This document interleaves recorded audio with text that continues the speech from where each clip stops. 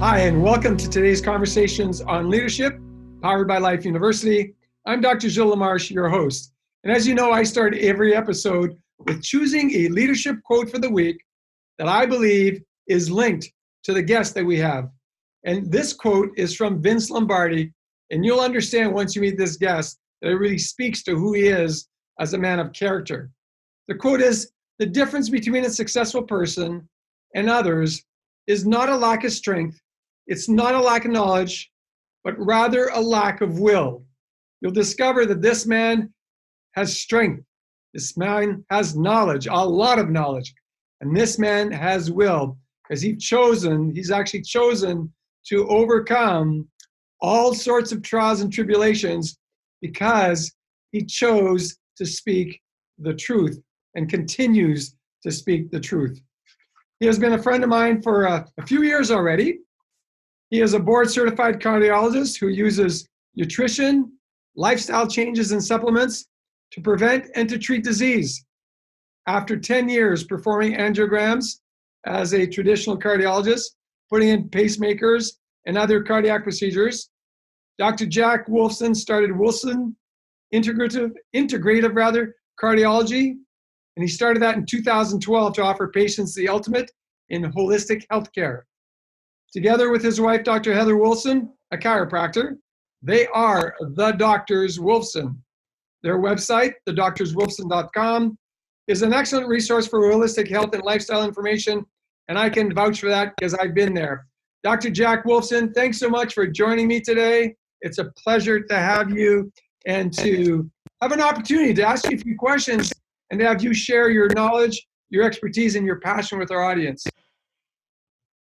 I appreciate that, Dr. Gilles. It's obviously, I would much rather be seeing you in person and live and get to connect. But I think this is what we have, right now, you and see your face even on screen. I appreciate the Vince Lombardi quote because I think really the analogy there to sports and what he is saying here is that all of these athletes and all of us, all these athletes, they have the strength, they have the skill set, they have all the physical tools to be able to do it. But what's apart the best from the best is the will, the desire to be the best.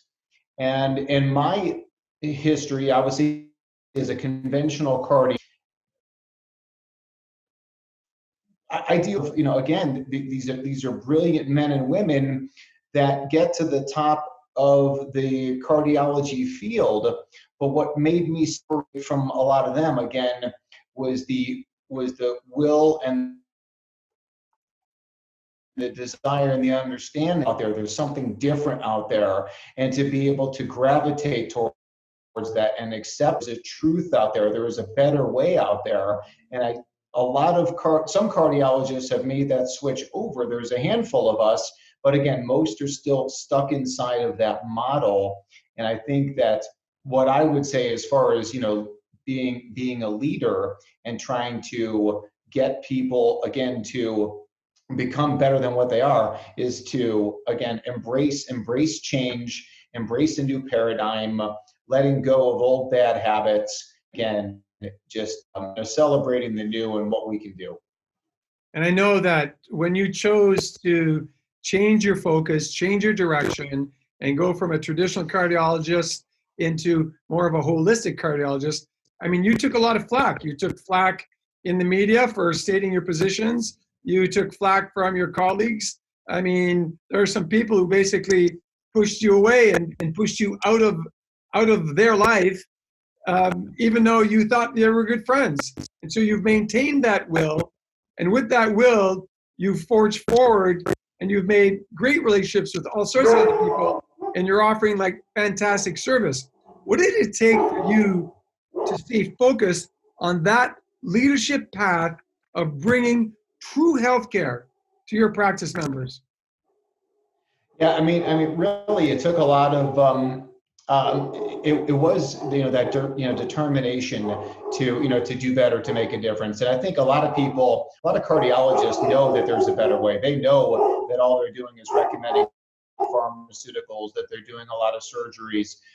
They know that they're not a doctor of cause. They know that they're not addressing the real issues, but they're afraid to give it up because of scrutiny from medical boards. They're afraid to give it up because of scrutiny from their peers, and then also the financial ramifications of leaving that business model. When you're an insurance-based cardiologist, it's a very comfortable living, in some cases an extraordinary living that people earn from that financially, and to give that all up is certainly is a major challenge for so many people to do. But I hope to provide inspiration to a lot of people that you don't have to be stuck in where you were, even though it may be a lot more financially rewarding.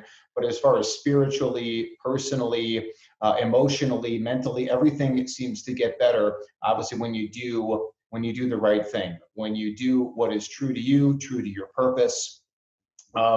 Gilles, it's kind of cliche, but I never wanted. When I learned the truth, I realized quickly that I didn't want to be that guy on his deathbed, surrounded by his family, saying, I did it all for the money. I knew that there was a better way, and I wanted to support all of you. I wanted to make sure that the money train was coming in, but I didn't do my passion. I didn't do what was true to me.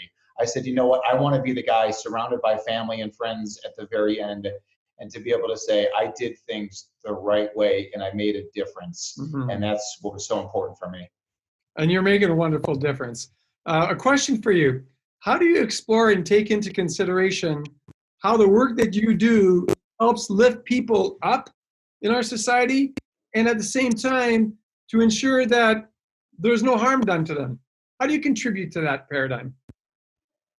Well, as you can imagine, that especially from where I came from, where the medical model often is a bully approach. And listen, I'm not here to denigrate medical doctors. I think they have a wonderful time and a place when it comes to emergencies and trauma.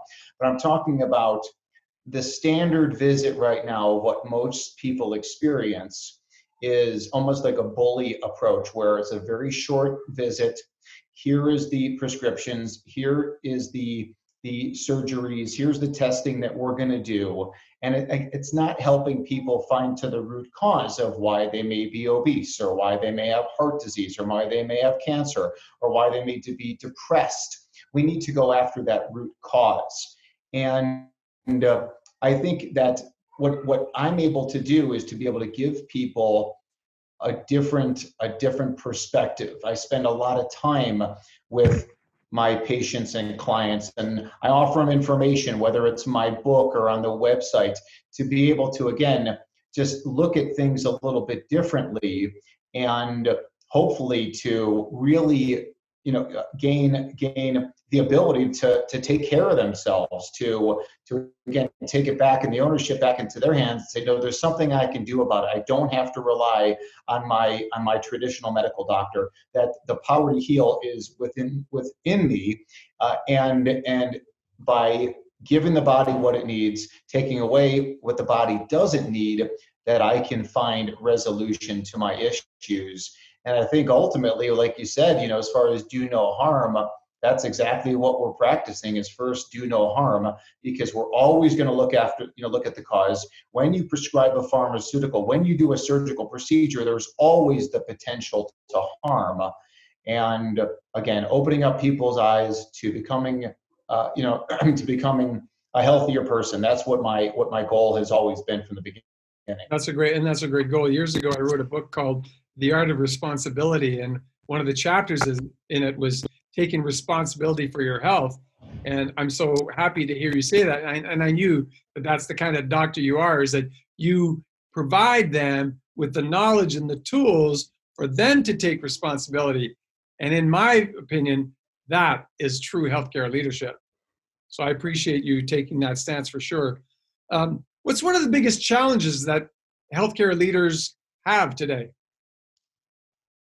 Well, I think that once again, if you call me a healthcare leader, I will accept that. If you say that I used to be a sick care leader, I will accept that as well.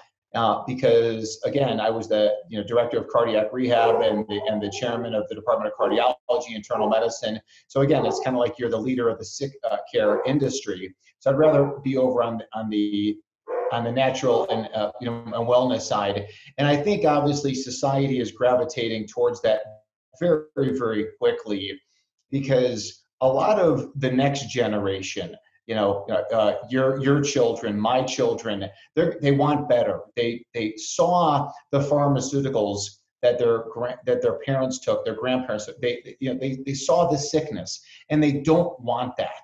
They want healthier opportunities. They want healthier physicians. They want to talk about vitamins and supplements, and they want to talk about sunshine and sleep. And certainly one of my passions is to make sure that people are seeing the doctor of chiropractic, that they recognize that the doctor of chiropractic should be the first stop when it comes to health and wellness. Like if your expertise is as an engineer or a bus driver, who should you go to for health information? You should go to the doctor of chiropractic. That's who you're going to go to get that health and wellness info. And I really love to stand up on my soapbox or on the internet or on television. And I even, as you know, said that on CNN, that it's when you're under the care of a holistic provider. And I really think that the doctor of chiropractic is uniquely skilled for all that.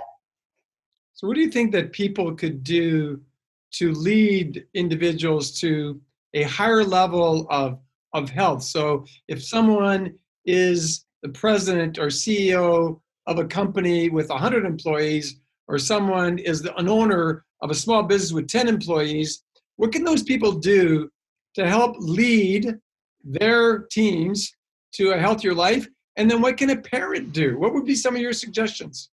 Well, I think as far as a business owner or some kind of corporate executive, just like I do with my staff, and there's different forms of corporate wellness programs certainly that are out there. It's just a matter of, how do we educate our people to be healthier? Because number one, that's just the right thing to do by your family and the people that are nourishing your business. If we should nourish them as well. But how do we make them more productive? The most productive worker is someone who obviously shows up because they're not getting sick all the time. Number two, they're not burdened down with a lot of different pharmaceuticals that could make their cloud their mentation, their judgment, their productivity. So we want to be able to provide those people with good strategies to be able to be the best person, the healthiest person, and also the most productive worker. So I think that instituting these kind of programs from a doctor of chiropractic, someone that can come in to that corporate environment and really teach people what it means to be healthy. Again, I can tell you, Dr. Gilles, that what would one of my former cardiology colleagues be able to do if they talked in front of a corporate group of 100 people or 1,000 people? They would have nothing to offer when it comes to actual real health. They could talk about pharmaceuticals, we could talk about stress tests, we could talk about angiograms and bypass surgeries and stents all day long. But when it comes to, can we talk about nutrition? Can we talk about physical activity?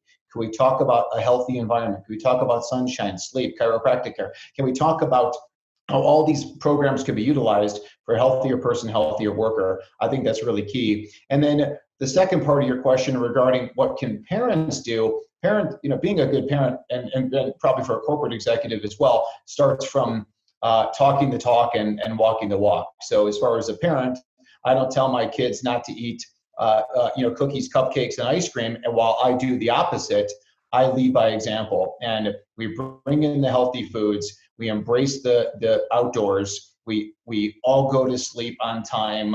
It's in our house, a little personal thing is that, listen, we go to sleep shortly after sundown. So this time of year, if we're going to sleep at 8, 8:30, 9 o'clock, it's not like my wife and I stay up for another 2 hours watching television. That would not be congruent with how we want to live and how we're teaching. So I think, once again, for the parents that are out there, for the corporate execs, that are out there, lead by example, bring in people around you for your healthcare team that really promote that. So if the parents are if they're going to the chiropractor and getting adjusted, take your children to the chiropractor and getting adjusted so the chiropractor can teach that child, show that child, talk about natural health strategies as well, as opposed to, again, how I grew up going to the pediatrician, where all they wanted to do was ear tubes on me. All they wanted to do was put me on antibiotics, fever reducers, on and on and on. So again, I think the ability to teach is really key.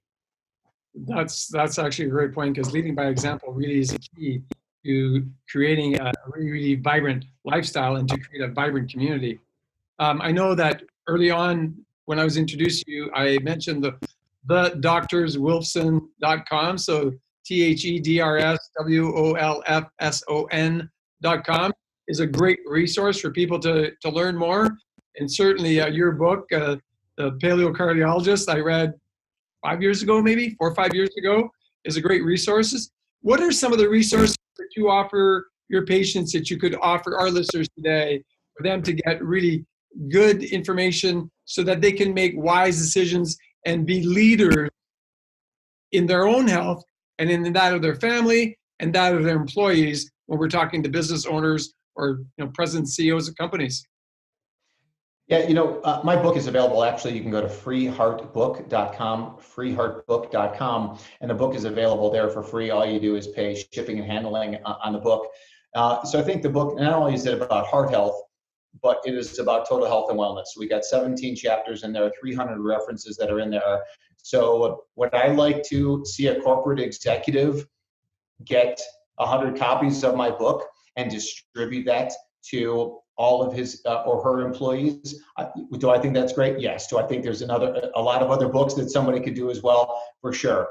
But I think helping to educate the people, I think also maybe if I was to do that, I'd probably want to have some kind of discussion group to make sure that the people are reading it, the people are implementing it as well.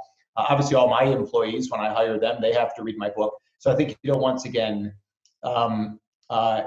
maybe when it comes to a corporation, better food choices, better environmental choices, showing that you're really making a difference by your employees because you installed quality air filtration systems, or instead of the fast food, machine that you may have there, are there other healthier options? Are you offering people? Remember, I know you remember back in the day of smoke, we don't allow smoke breaks, but we have sunshine breaks.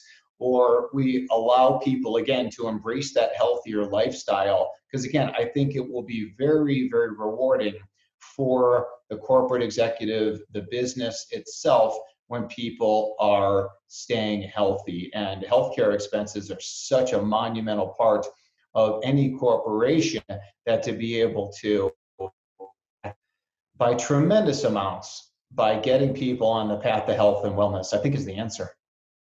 So maybe a last question for our viewers, maybe a little bit more personal one. Dr. Jack Wolfson, the man, the father, the husband. What does Jack do to take care of himself, and what do you do to continue to grow and develop in your roles? Well, first of all, I talk the talk and walk the walk.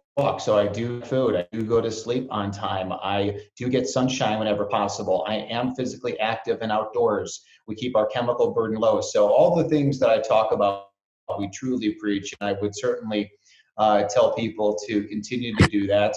But I'm always looking to get better. I'm always looking for new information. I'm always looking to learn more, to be open-minded.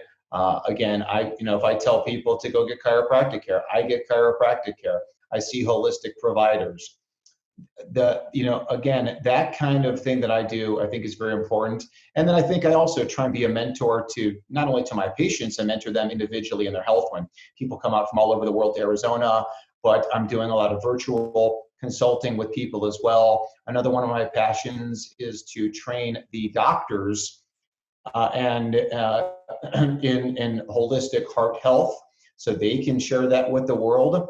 And then even people that are just interested in, maybe it's a kind of a woman who's been a stay-at-home mom for all these years, and now she's 50 years old, all the children are out of the house, and she's looking like, what's the next chapter here for me? And I think the coaching industry, the health coaching industry, is also a very viable and necessary model, because again, we're talking about tens of millions of people. with atrial fibrillation, heart attacks, congestive heart failure, coronary artery disease in the United States alone. How can we take this message of health and wellness? How can we take over the healthcare industry? I think it's going to take everybody to, again, instill this. And I think even once again, the health coaching industry to be able to support and guide people. Again, you may be a corporate executive who is, again, in engineering or in some manufacturing or some kind of endeavor. Your expertise is what it is, but it may not be in healthcare. So that's where you hire the coach, the guide, the holistic practitioner to get you through it. So any closing comments for our audience on it as it relates to leadership in healthcare, Dr. Wolfson? Well, I think, once again, being a good quality leader is all about talking the talk and walking the walk. And we've mentioned this already, several times. And again, it's about, leading by example. And even a lot, back to the athletes analogy, that some of the best athletes of all time were quiet. They were introverted people. They weren't standing up on the podium and yelling and screaming and riling up groups. They were just the person that was over there doing the things every single day that needed to be done. Maybe take an analogy, if you look at someone like Tom Brady in the sports world.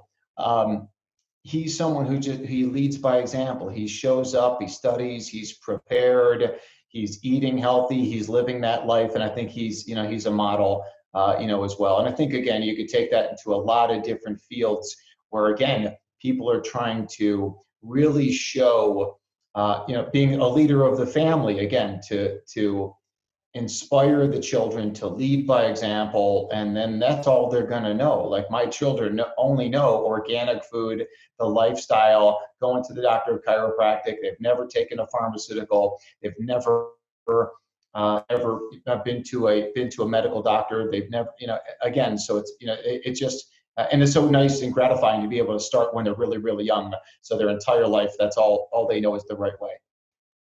Well, thanks, Dr. Wolfson, for your insights and sharing your expertise with our audience. There is no doubt that there is a huge difference between a sick care paradigm and a healthcare paradigm.